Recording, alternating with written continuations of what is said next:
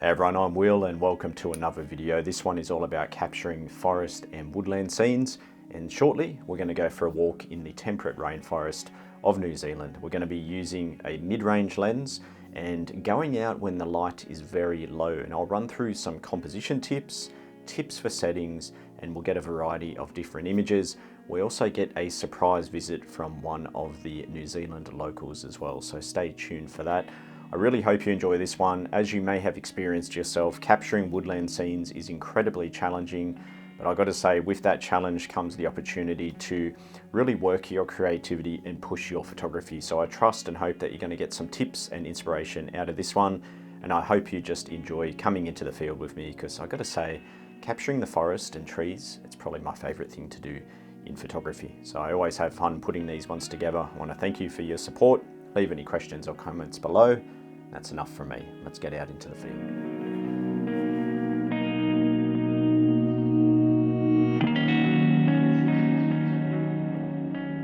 So my first tip is to try to explore the woodlands, the forest, at different times of day in different weather conditions. The forest and what you capture there is heavily determined by light and shade, and it's amazing the difference in inspiration and what you will find visually when the light is different. Clear days, overcast days, dappled light, morning, evening, you name it, it's all different. So if you can, check out the location that you've got in mind in a few different scenarios, and you'll honestly, it's like a different location. It's completely different every time. Now I'm here this morning just before sunrise. I'm very fortunate where I live, and this particular stretch of forest that I can access is completely open to the eastern skies, which means in the morning we can get that low angled sun coming in. So for our video, that's what we're going to be looking at, utilizing minimal light.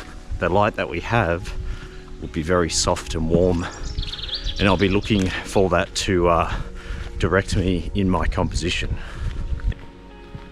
Now, through running many workshops over a decade, I know the one main thing that we can struggle with when it comes to capturing the forest, it's the chaos. It's very chaotic.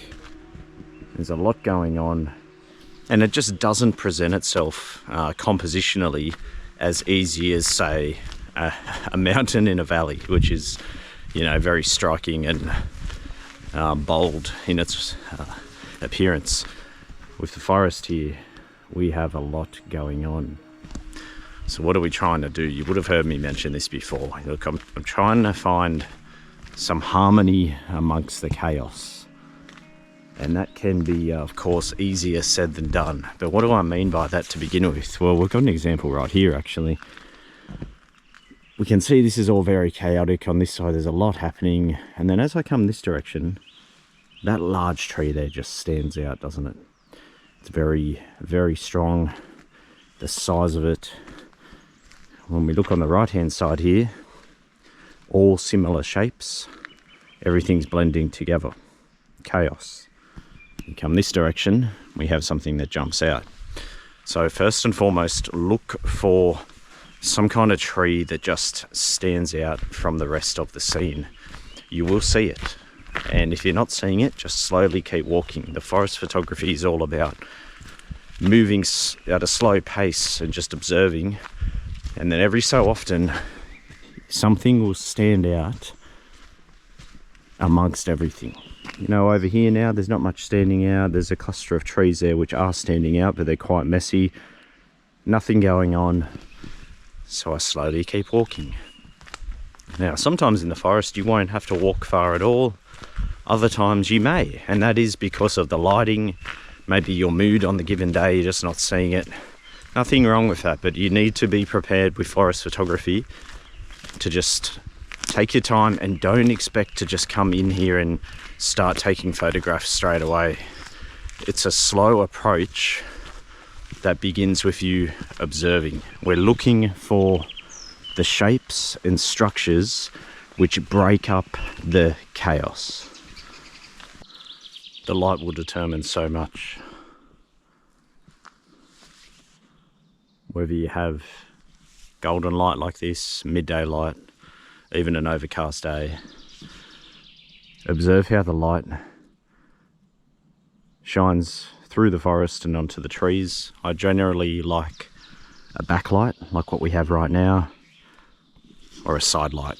Very rarely will I shoot a front light because that light flattens out the subject. There's a lack of shadows and depth compared to the backlight and the side light. The 24-70 is such a versatile lens for forests, but don't limit yourself to just that lens. That is all I've brought with me today. But when you're unfamiliar with the forest itself or shooting in the forest, you can use any lens. One thing I'm typically doing is avoiding too much sky in the frame. So I'm often angling downwards slightly. Just that little downward tilt can be very effective at eliminating distractions. Now, as much as we love light, especially at this time of day, the shade is our friend in the forest. We need to really take advantage of shade. You can see now in the shade how effectively the eye travels through to the background there. And that's where the subject matter is. So I'm trying to align light where the subject is and predominant shade all around. And that will help create the depth and lead the eye. If I go over here and get light in the foreground now becomes distracting and the eye will not flow to that background area as well. So I find the shade lead the eye to the light. It really helps with these forest scenes to not have a predetermined goal or pre-visualize too much what you're after, because you'll just close yourself off to the possibilities that are given to you on the day. It's all about being fluid, which can be tough, especially when you're not used to it. And that's what I'm doing now. I'm just walking through the scene. This is the harmony amongst the chaos, these trees. And then I analyze the frame, and yeah, it's a shame in this case there's no foreground compared to over here where the ferns are. So if I was going to shoot that direction, I probably wouldn't. I like the moss, but these ferns are really, really something else. Sometimes I won't get hardly any trees. I'll just frame downwards onto the ferns, especially when you have such nice light.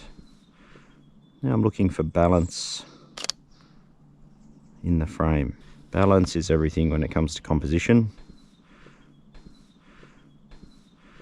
Trying to not put too much weight on one side of the image. And if there is a lot of weight there, I want to counterbalance that on the opposing side as much as I can. Or if I'm going to create an imbalance, I'm doing it in a way that will flow the eye to the subject, not away from it.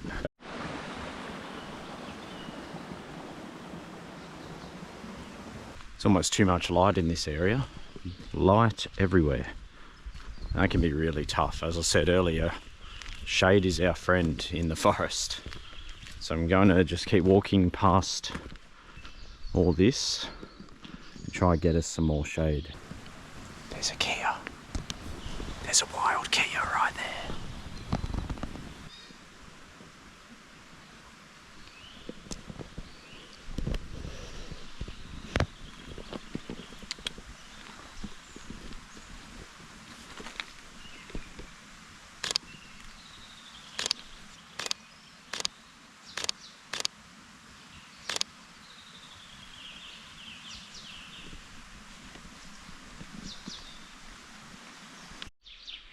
It's really rare to get a Kia down in the forest.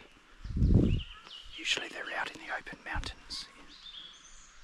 It'd be so great to get a photo of it in this environment.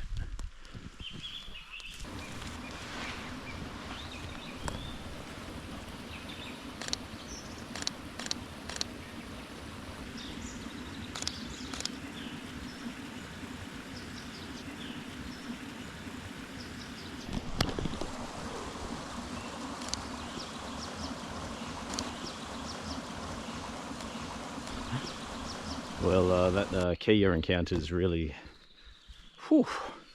Unfortunately, I just don't think I really got anything there worth keeping. You guys know I've got some Kia images in the portfolio from over the years, and I always try to incorporate them with the environment. I thought today was the day we're going to get one with this, with the golden light within the forest, but nah, I don't think there's anything there. Unfortunately, that one was a little more shy compared to some of the others I've been able to work with over the years. Now, as special as it can be photographing the forest with this light, you probably want to do yourself a favour the first few times and go on an overcast day, because it provides more opportunities. The light is amazing how it can just put that golden glow on the subject and the backlight and pull us in. But it does really limit things as well, because it can put light in areas where you wouldn't really want it. And it just makes compositions not possible because of that light. So really, I find the best conditions are on those overcast days, because there is still light there. It's a reflected light from the cloud. And that reflected light is just so soft. It still will gently illuminate moss, but it's not as demanding as what this direct light can be. Now, if you are shooting on a clear day like I am, definitely morning or afternoon is going to be your friend.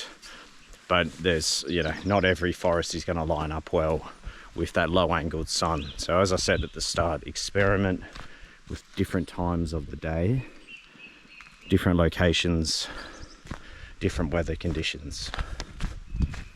My eye with the ferns and just enough shade. Don't be afraid to go top down and eliminate backgrounds as well.